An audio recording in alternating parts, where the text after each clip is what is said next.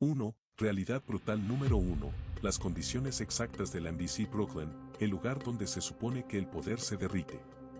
La primera realidad se centra en el escenario físico y estructural, el Centro de Detención Metropolitano, MDC, de Brooklyn, presentado como una instalación federal de máxima seguridad que, lejos de ser un lugar neutral o meramente administrativo para detenidos en espera de juicio, es descrito como un entorno hostil y degradante.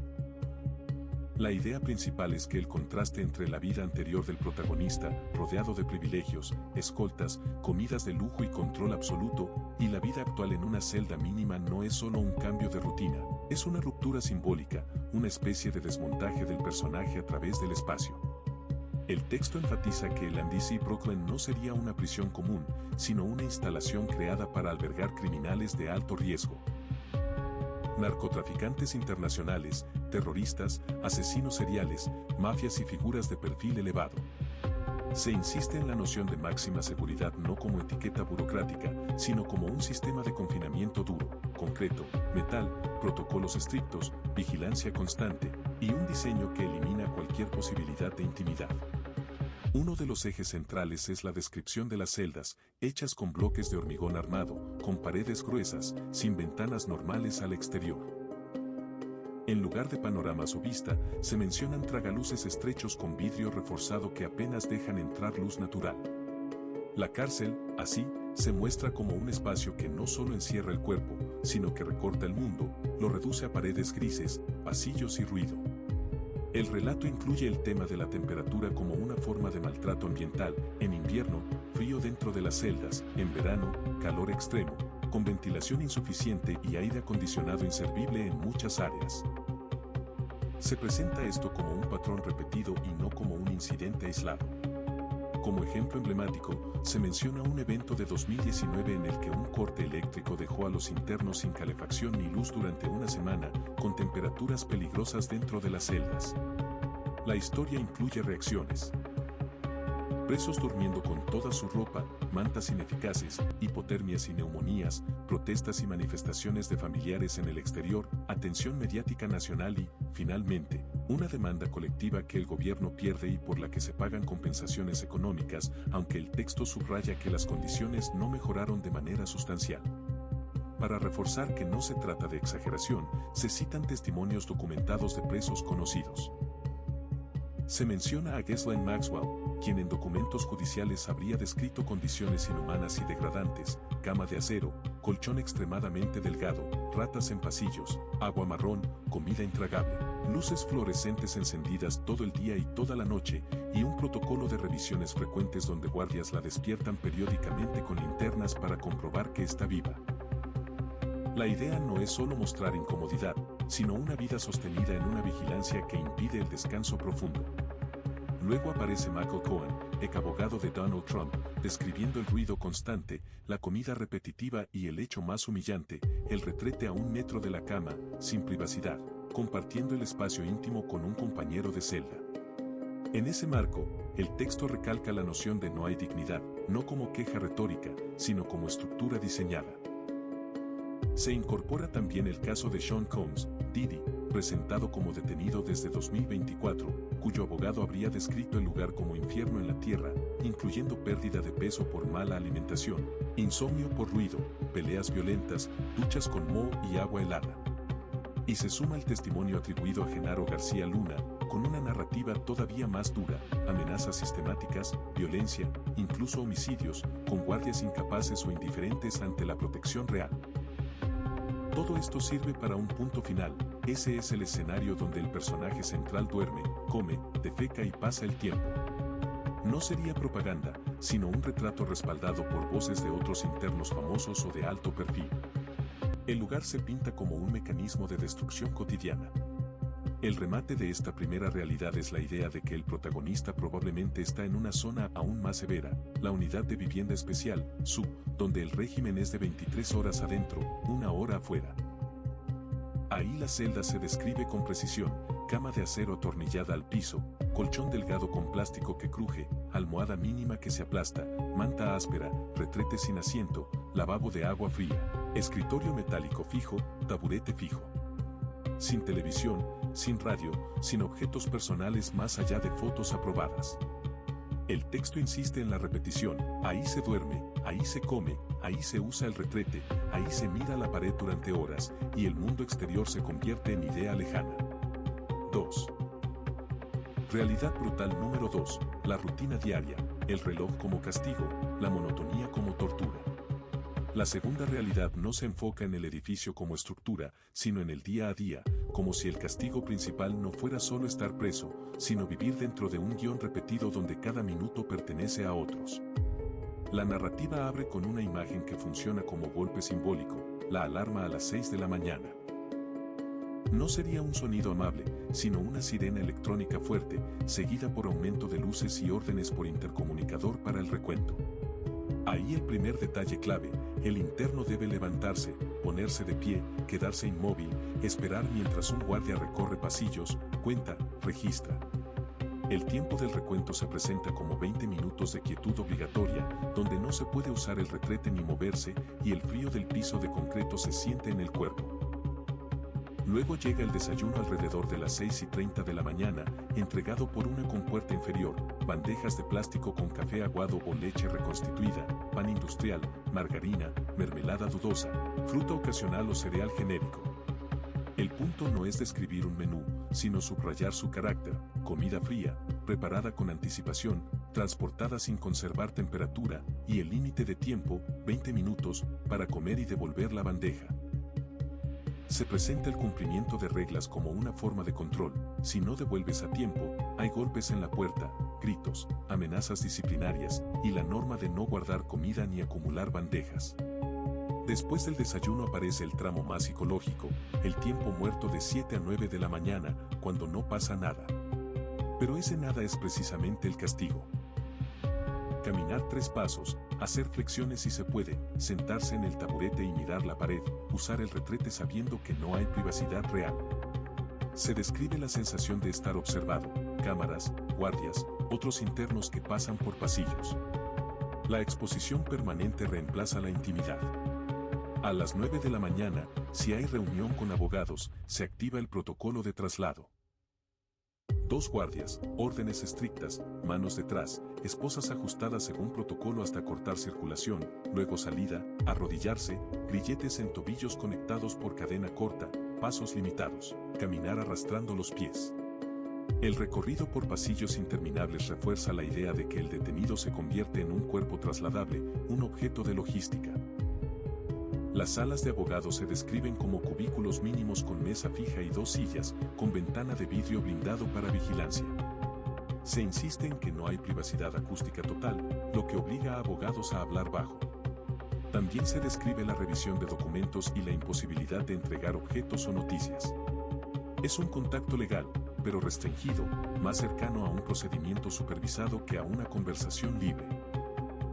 Se menciona al abogado Barry Pollack y reuniones tensas donde el detenido pregunta por salida, negociación, situación en Venezuela. La respuesta central: el proceso puede tardar años, la evidencia es masiva, la absolución es casi imposible y la opción real sería cooperar. El protagonista se niega y sostiene un discurso de legitimidad política, llamando su arresto ilegal y esperando liberación por presión internacional. Al volver de reuniones, se repite el protocolo en espejo: esposas, grilletes, escolta, regreso, retiro de esposas solo dentro de la celda cerrada. Y quedan marcas rojas en muñecas, una prueba física de que el sistema no prioriza comodidad, sino control. A las 11:30 de la mañana llega el almuerzo: otra bandeja, calidad igual de baja. Arroz procesado pegajoso, frijoles aguados, pollo hervido sin condimento, pasta con salsa básica, ensalada marchita con sobre de aderezo. El texto introduce la idea de que la porción está calculada para cumplir el mínimo legal de calorías, no para ser agradable.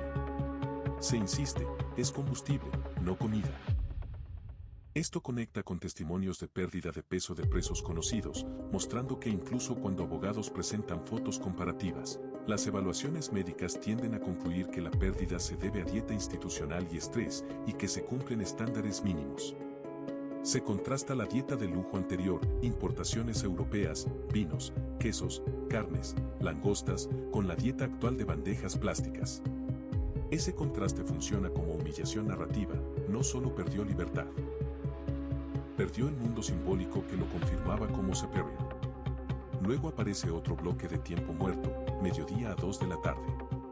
Ejercicios limitados por espacio mínimo.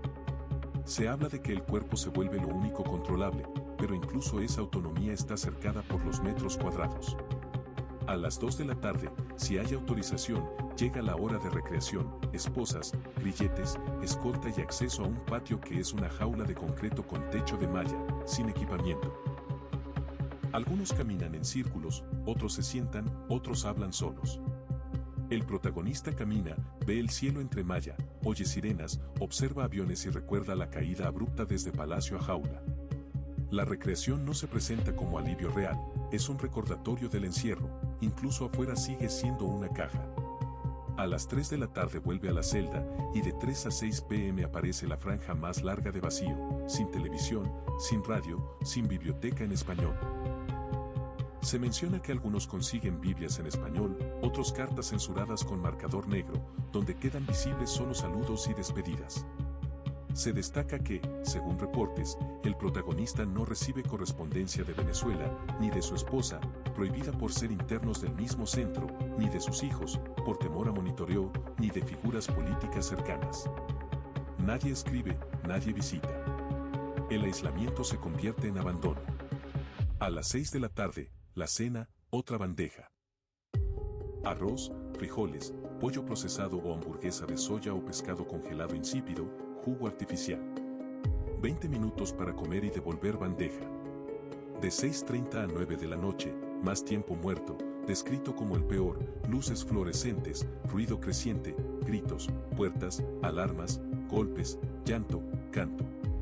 El sonido rebota en concreto, se amplifica y se vuelve insoportable. El protagonista acostado, mirando techo, pensando en su esposa inalcanzable, en Venezuela, en decisiones, en el derrumbe del poder. Se repite la idea de caída en 3 horas desde la operación de captura hasta su traslado final. A las 9 de la noche, luces bajan, pero no se apagan por protocolo antisuicidios. Último recuento. Luego se intenta dormir, pero cada 2 horas hay rondas, llaves golpeando rejas, linternas al rostro, registros. El sueño profundo no existe, se instala el insomnio crónico, como describen testimonios, dormir fragmentado, pocas horas, intervalos cortos, mente que no descansa. La rutina queda como una maquinaria, repetición diaria sin sorpresas, donde el tiempo se vuelve castigo. 3. Realidad brutal número 3, el aislamiento extremo y la separación de Siria, la cercanía imposible como tortura psicológica. La tercera realidad toma un elemento particularmente cruel, estar en el mismo edificio que tu pareja, pero no poder verla ni hablarle, ni siquiera con barrera de vidrio. La narrativa presenta esto como una tortura que no requiere golpes. Basta con la arquitectura y el protocolo. Se explica que el MDC tiene secciones completamente separadas, masculina y femenina, en pisos distintos, con patios distintos, comedores distintos y áreas de visita distintas. Los internos de una sección no tienen contacto con los de la otra. Solo el personal transita entre ambas. En ese marco, se ubica a Maduro, sección masculina, posiblemente eso en un piso alto, y a Siria, sección femenina en pisos aún más arriba. Se recalca la distancia vertical como símbolo, pocos pisos, pero toneladas de concreto y rejas. El eje central es legal, como coacusados en el mismo caso, cualquier comunicación podría considerarse coordinación, obstrucción o alineación de testimonios. Por eso fiscales piden prohibición total de contacto, un juez la aprueba, y la orden es estricta, no cartas, no llamadas, no visitas, no mensajes indirectos a través de abogados, no intermediarios. Se enfatiza que incluso los abogados no pueden servir de puente porque pondría en riesgo privilegio profesional y licencias.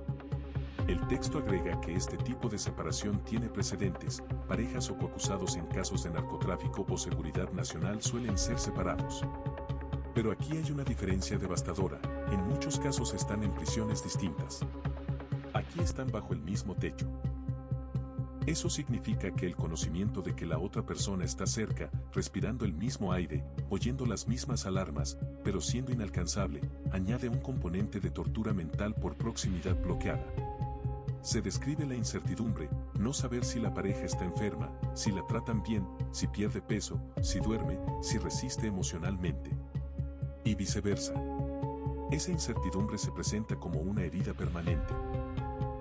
Además, se describe como el protagonista pregunta a guardias por Cilia, y estos responden que no pueden hablar de otros internos ni confirmar su presencia, aunque sea de conocimiento público. Oficialmente, el sistema niega. A esto se suma el aislamiento por vigilancia de comunicaciones, las llamadas se graban, hay aviso automático, fiscales revisan buscando incriminación. Se limita el alcance, solo números aprobados dentro de Estados Unidos. El protagonista no puede llamar libremente a Venezuela ni a aliados internacionales. Aun cuando habla con abogados, se describe que todo se maneja con cautela. Se añade un factor adicional, idioma. No hablar inglés fluido intensifica el aislamiento. La mayoría habla inglés, los pocos latinoamericanos pueden pertenecer a pandillas o cárteles y no necesariamente protegerían a un preso de alto perfil, podrían verlo como objetivo por reputación. Aquí se explica una lógica carcelaria. Atacar a un pez gordo otorga estatus. Por eso, el aislamiento de 23 horas no sería solo para controlarlo, sino para protegerlo. La narrativa sostiene que en población general su vida correría peligro inmediato. La tercera realidad termina con una definición brutal, soledad absoluta dentro de un edificio lleno de gente, una soledad que pesa más cada día, reforzada por separación legal, vigilancia, idioma, riesgo de violencia y abandono político. 4. Realidad brutal número 4. Heridas físicas, deterioro psicológico y destrucción de identidad, de presidente a número. La cuarta realidad mezcla tres capas, heridas físicas de captura, cambios psicológicos bajo encierro y la desintegración de la identidad construida durante décadas. Es, en esencia, el capítulo donde la cárcel no solo quita libertad, sino que reescribe quién eres. Primero, el texto describe la captura como un operativo militar, no un arresto diplomático. Se mencionan marcas visibles en una audiencia, corte en la frente con gasa, moretones bajo un ojo, cojera leve, postura cuidadosa al sentarse como si dolieran las costillas. Se atribuyen detalles a reportes de medios basados en fuentes del Departamento de Defensa, granadas aturdidoras, flashbangs, caos en espacios cerrados, destellos cegadores, ruido ensordecedor, desorientación, náuseas. En ese contexto, se narra que el protagonista tropezó y cayó, golpeándose contra concreto, y su esposa también cayó con lesiones costales. Luego se describe el protocolo de captura, bridas plásticas muy apretadas, flax cuffs, prioridad absoluta de seguridad sobre comodidad, traslados rápidos, helicóptero, luego avión militar, varias horas esposados, sin atención médica completa, sin analgésicos, solo agua y barras de proteína. Tras aterrizar, convoy hasta Brooklyn, procesamiento estándar. Fotos, huellas, examen médico básico. Se documentan lesiones, corte, hematomas, equimosis en muñecas por constricción, posibles contusiones costales, observación y analgésicos. Después aparece la reacción del abogado al verlo, lucía más viejo, perdió peso, ojos hundidos, piel gris. Se solicita evaluación médica completa, se realizan exámenes, filtraciones indicarían que no hubo fracturas, solo contusiones. Las heridas sanan. Pero el texto recalca que lo físico es solo una parte. La segunda capa es psicológica. Al inicio, el protagonista estaría agitado, grita, exige hablar con embajador o ONU, llama ilegal su arresto, se declara presidente legítimo, habla de guerra y liberación. Guardias le responden que no hay representantes, que está solo. Ese choque produce más agitación. Su conducta se reporta a salud mental, un psicólogo concluye negación aguda, reacción normal a trauma súbito, recomienda observación y medicación solo si hay riesgo. Luego, en la segunda fase, el protagonista se vuelve callado, deja de gritar, se sienta mirando la pared, responde con monosílabos, come poco, devuelve bandejas medio llenas, pierde peso rápido, rechaza medicación, dice que procesa la situación. Guardias lo vigilan por riesgo suicida. Se explica que los primeros meses son críticos, cuando se rompe la negación y aparece desesperanza. Se menciona el caso Epstein como antecedente que endureció protocolos, rondas, linternas, control constante. La tercera capa es la más simbólica, destrucción de identidad. El texto insiste en que durante 11 años su identidad completa fue presidente, decisiones, palabras, gestos, atención, gente alrededor, estatus, obediencia. Ahora es un número de interno, una etiqueta burocrática. Los guardias no lo llaman señor presidente, lo llaman por apellido o interno. Se le dan órdenes mecánicas. Esto se describe como un proceso deliberado. El sistema penitenciario elimina estatus previo. Todos son tratados igual, desde un poderoso hasta un delincuente común. El castigo más duro sería la despersonalización, no solo dolor físico o depresión, sino la demolición del relato personal de yo soy intocable. La cárcel no solo encierra el cuerpo, reduce la biografía a un registro. 5. Realidad brutal número 5. Amenazas internas, traiciones potenciales y riesgo real de violencia, cuando la cárcel es un tablero de ajedrez. La quinta realidad es presentada como la más oscura porque une dos peligros, el legal, testigos cooperantes, evidencia creciente, y el físico, violencia carcelaria. Aquí la cárcel deja de ser solo encierro, se vuelve un ambiente donde el protagonista puede ser lastimado, usado o eliminado antes del juicio. Primero, se describe el MDC como un lugar con presencia de organizaciones criminales transnacionales, pandillas y cárteles con jerarquías que sobreviven dentro de prisión. La narrativa sostiene que el protagonista, acusado de narcotráfico, sería un objetivo para muchos, no un aliado, porque se le pinta como facilitador que trabajó con múltiples grupos sin lealtad exclusiva. En la lógica del narco, el facilitador sería despreciado, se enriquece sin asumir los riesgos directos. Cuando cae, nadie lo protege. Por eso el aislamiento se presenta como protección, en población general, podría ser atacado para ganar reputación. Se plantea como una moneda carcelaria. Lastimar a un pez gordo da estatus inmediato. Luego entran amenazas específicas. Se menciona a Hugo Carvajal, ex jefe de inteligencia militar venezolana, el Pollo, como un hombre que conoce secretos profundos del régimen, cuentas ocultas, operaciones, órdenes, conexiones narco. Se subraya que rompió con Maduro, fue extraditado y estaría en el mismo edificio. Según filtraciones, estaría dispuesto a cooperar con fiscales y testificar. Eso sería letal para la defensa. No por ser un rumor, sino por la potencia narrativa de alguien que lo sabe todo, capaz de aportar detalles, documentos y estructura interna. Se describe además la idea de encuentros inevitables en pasillos durante traslados, miradas de segundos que funcionan como sentencia psicológica. Después aparece el nombre de Tarek El Aissami como otro nodo, aunque en este caso se enfatiza su muerte previa en Venezuela y el rumor de que dejó documentos como seguro.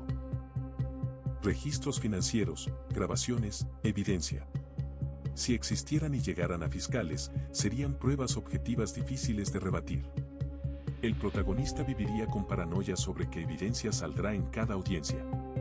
Se suma una amenaza todavía más íntima, los narcosobrinos ligados a Siria, con antecedentes judiciales, liberación por intercambio y presunta continuidad en actividades, lo que abre la posibilidad de nuevas capturas.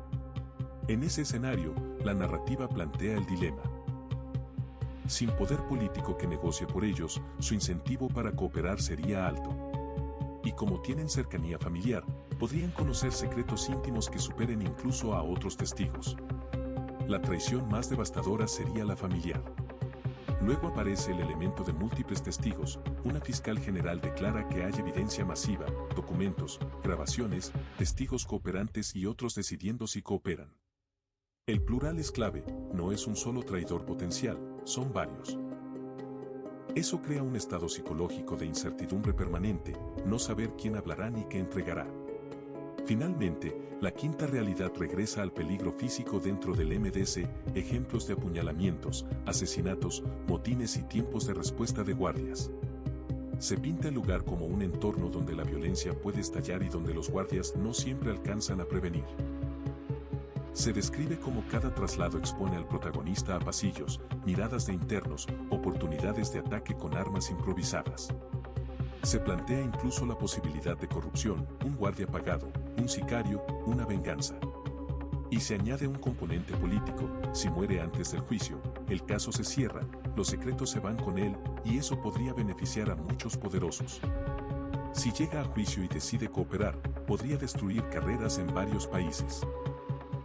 Por eso el texto sugiere que el riesgo de violencia no es solo carcelario normal, sino potencialmente conectado a intereses mayores. La quinta realidad termina con el contraste definitivo, del palacio al número, de la langosta al pollo procesado, del jet privado al grillete, de la orden presidencial al de pie para el recuento, del control absoluto a la impotencia total, de la imagen pública de invulnerabilidad a la posibilidad real de terminar muerto antes siquiera de ser condenado.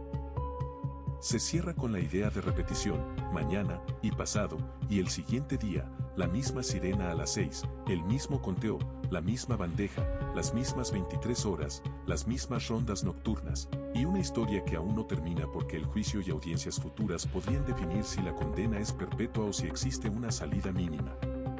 Si llegaste hasta aquí, ya viste el patrón completo, el lugar, la rutina, el aislamiento, el deterioro y las amenazas funcionan como una máquina que no se detiene. Y lo más inquietante es que esto no es un episodio, es un ciclo que se repite cada día y que, con cada vuelta, aprieta más. Ahora te toca a ti, no dejes esta historia a medias. Suscríbete al canal para no perderte la continuación y el análisis de la audiencia clave del 17 de marzo, porque ahí puede cambiar el rumbo del caso.